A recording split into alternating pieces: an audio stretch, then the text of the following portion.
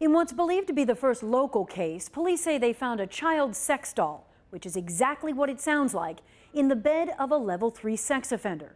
And it's perfectly legal. Sean, what were you doing with that doll? Sean McClure is being held after police say they found a custom-ordered child sex doll in his Shirley apartment. Are you still hurting kids? McClure is a level 3 sex offender who spent a decade in state prison for multiple counts of rape of a child. The defendant was arrested in the middle of May. eBay tipped off police after they say McClure paid $700 to an overseas seller.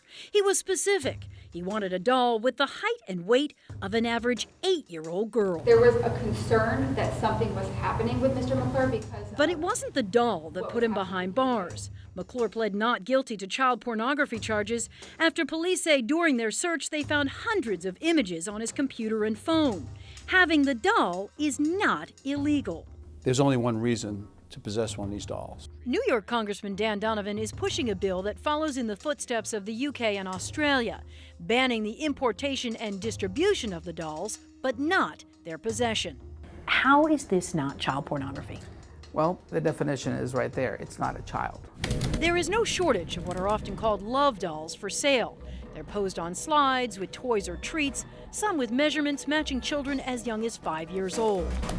In recent months, we found them promoted on YouTube, eBay, Amazon, even Pinterest. You're putting this out into the public domain. With recent public pressure, the shopping sites have gotten more aggressive to remove listings.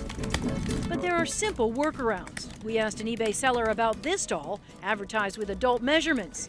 They told us it was easy to make the doll child-sized, tailored to one's preferences. Who's the person getting this doll? Most of these folks are already have viewed child pornography, already potentially have hands-on offending. So someone potentially more likely to hurt an actual child. Yeah, and somebody who's already done it. eBay told us no company should tolerate its platform being used for nefarious reasons, that they often cooperate with police investigations, and when they find sellers trying to circumvent the system, their accounts will be restricted or suspended. This proposed law leaves a big hole. Leaves a huge hole. Northeastern University professor Carlos Cuevas evaluates sex offenders and works with victims. He says the dolls should be banned altogether. There's a lot of ways you can get somebody a doll without getting caught. Once it's in their hands is where the problem is. Donovan's office told us they didn't push to make possession illegal because of First Amendment concerns. We ban lots of things that are potential harm, not actual harm. I mean, drunk driving laws. Drunk driving is illegal because it can potentially hurt or kill somebody. Cuevas says now is the time to put safeguards in place. My main objective is to be a perfect companion. Sex doll technology has already gone to the next level with adult sex bots, and he warns child versions could soon be making their way into the U.S., fueling dark desires. The next need is going to be, let me try and find an actual child.